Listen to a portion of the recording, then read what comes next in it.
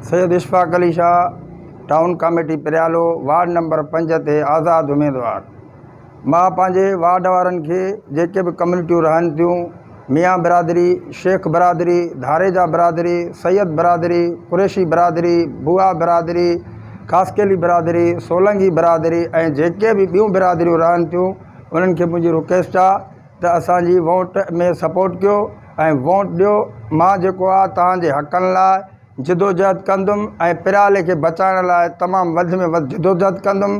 ॼातल सुञातल तव्हांजो मां उम्मीदवार आहियां, जेको आहे मूंखे वोट ॾेई कामयाबु कंदा ऐं जीअं पिराले जा हक़ असांखां गज़ब न थियनि ऐं पिराले जे हक़नि लाइ मां जिदोजहद कंदुमि ऐं जेको बि मुंहिंजो वस आहे इनशा अल्लाह तव्हांजे लाइ भलाई जो क़दम खणंदुमि। उन लाइ सभिनी दोस्तनि खे, वार्ड वारनि खे मुंहिंजी रिक्वेस्ट आहे त वोट ॾेई कामयाबु कंदा। महिरबानी।